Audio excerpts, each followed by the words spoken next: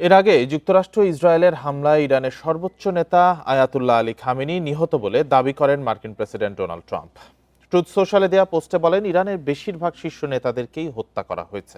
এ নিয়ে আলোচনা করতে রাজধানীর মোহাম্মদপুর থেকে আমাদের সঙ্গে যোগ দিয়েছেন জাতিসংঘের সাবেক কর্মকর্তা মোশতাক আহমেদ। জনাব মোশতাক আহমেদ, আপনাকে স্বাগত জানাচ্ছি ইন্ডিপেন্ডেন্ট সংবাদে। ইরানে ইসরায়েলে যুক্তরাষ্ট্রের যে যৌথ হামলা, ইরানের সর্বোচ্চ ধর্মীয় নেতা খামেনিকে হত্যা করা হয়েছে, এই খবর নিশ্চিত হওয়া গেছে। এর প্রতিক্রিয়া কি হতে পারে? যুদ্ধ কি দীর্ঘমেয়াদী হতে যাচ্ছে? ইরানের কি এখন সেই সক্ষমতা আছে? জানাবেন। ধন্যবাদ আপনাকে। আসলে ইরানে যা ঘটেছে এটাকে হঠাৎ বা তাৎক্ষণিক একটা বিষয় মনে করলে মনে হয় ভুল হবে। দীর্ঘদিন ধরেই আমরা দেখে আসছি ইরানের সাথে মার্কিন যুক্তরাষ্ট্রের একটা সাপলুডু খেলা চলে আসছিল। বিশেষভাবে ইসলামী বিপ্লবের পর থেকে মার্কিন যুক্তরাষ্ট্র কয়েকটা ইস্যুতে ইরানের সাথে তাদের দ্বন্দ্ব চলে আসছে। এর মাঝে অন্যতম একটি বিষয় ছিল যে তাদের ইউরেনিয়াম সমৃদ্ধকরণ যে প্রকল্প আছে সেই ইউরেনিয়াম। তো এই বিষয়গুলো নিয়ে দীর্ঘদিন ধরেই মার্কিন যুক্তরাষ্ট্রের সাথে ইরানের টানাপোড়েন সম্পর্কে টানাপোড়েন চলছে। এবং এমনি একটা অবস্থায় ইরানের উপর দীর্ঘমেয়াদী অর্থনৈতিক নিষেধাজ্ঞা জারি করা ছিল, যেটা এখনো বলবৎ আছে। সেই সাথে গত ডিসেম্বর থেকে ইরানের আভ্যন্তরীণ অনেক বিষয় নিয়ে বেকারত্ব, তারপর তাদের একনায়কতান্ত্রিক আচরণ ইত্যাদি নিয়ে ইরানের জনগণও ফুঁসে উঠছিল এবং মার্কিন যুক্তরাষ্ট্র আসলে সেই অবস্থাটারই একটা সুযোগ নিয়েছে। এবং এই সুযোগের ক্ষেত্রে যে কথাটা বলা দরকার, আমি মনে করি যে কিছুদিন আগেও এটা বর্তমান যে আক্রমণটা এটা একেবারেই যে অনভিপ্রেত ছিল এটা বলা যাবে না। মাত্র 10 দিন আগে 19শে ফেব্রুয়ারি, আজকে হলো যে 1লা মার্চ, 19শে ফেব্রুয়ারি ডোনাল্ড ট্রাম্প ইরানকে 10 দিনের একটা ডেডলাইন দিয়ে বলে দিয়েছিলেন যে এই 10 দিনের মধ্যে তাদের 5টা চুক্তি এতে একমত হতে হবে, না হয় পরিণতির জন্য অপেক্ষা করতে হবে। সেই 10 দিনের মধ্যে 9 দিনের মাথায় গতকাল থেকে আক্রমণ শুরু হয়েছে।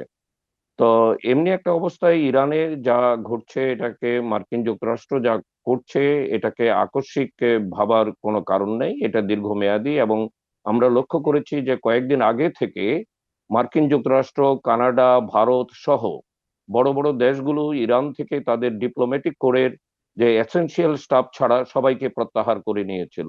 অর্থাৎ একটা প্রস্তুতি নিয়েই তারা মাঠে নেমেছে। তো এখন আপনি যেটা বললেন যে এটা দীর্ঘমেয়াদী হবে কি হবে না, এটা নির্ভর করছে আরো অনেকগুলো ফ্যাক্টরের উপর।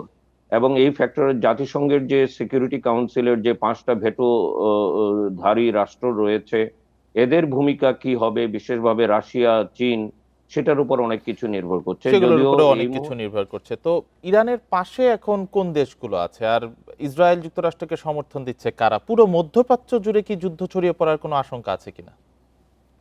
আশঙ্কা তো আছেই, তবে এই মুহূর্তে ইরানের পাশে দৃশ্যমান ভাবে তো কাউকেই দেখা যাচ্ছে না। তবে মনে করা হয় যে রাশিয়া ইরানের পক্ষে থাকতে পারে। এখানে সূত্রটা অতি সাধারণ যে আমেরিকার বিরুদ্ধে যারা থাকবে তারা ইরানের পক্ষে থাকবে। তো সেই হিসাবে উত্তর কোরিয়া আছে, এখানে রাশিয়া আছে।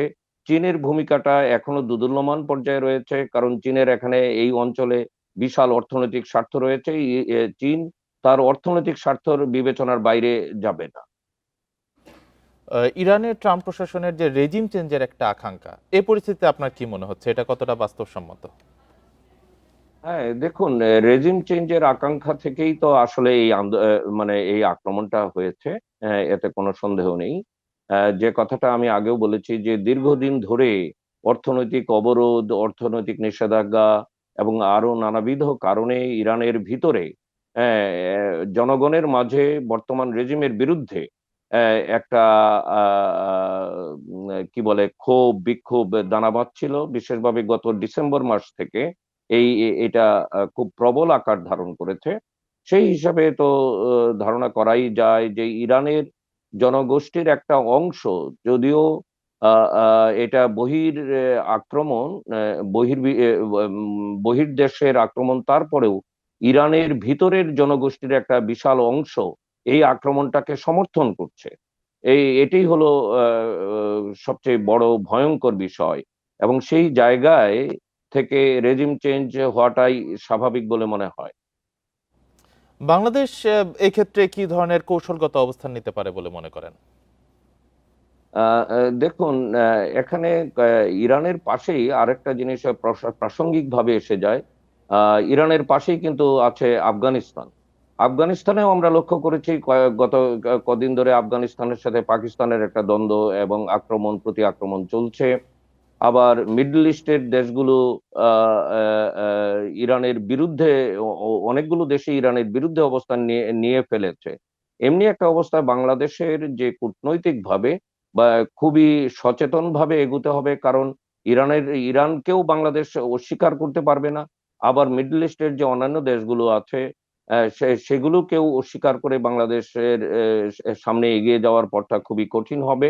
সেই জন্যে বাংলাদেশকে কূটনৈতিকভাবে খুবই সতর্ক অবস্থানে থাকতে হবে। সরাসরি কোনো পক্ষ অবলম্বন করার মতো অবস্থায় বাংলাদেশ নেই।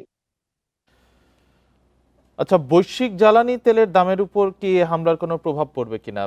বাংলাদেশে কি ধরনের প্রভাব পড়তে পারে?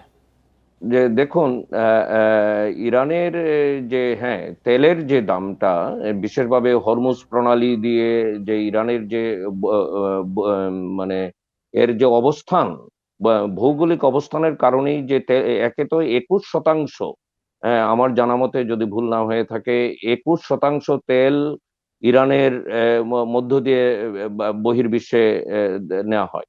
স্বাভাবিকভাবেই এই যুদ্ধের কারণে এই তেলের ফ্লোটা আর মাঝে বাধাগ্রস্ত হবে। বাধাগ্রস্ত হলে এটার দাম বাড়বে, এবং যখন এই তেলের দাম বাড়বে এটার একটা বৈশ্বিক প্রভাব পড়বে, এবং বৈশ্বিক প্রভাব থেকে বাংলাদেশ বাইরে থাকতে পারবে না। এবং বাংলাদেশে যখনই তেলের দাম বাড়বে, তেলের দামের সাথে সাথে বিদ্যুতের দাম থেকে শুরু করে যে জীবনযাত্রার অন্যান্য বিষয়ের উপরও এটার একটা প্রভাব পড়বে, এটাই স্বাভাবিক।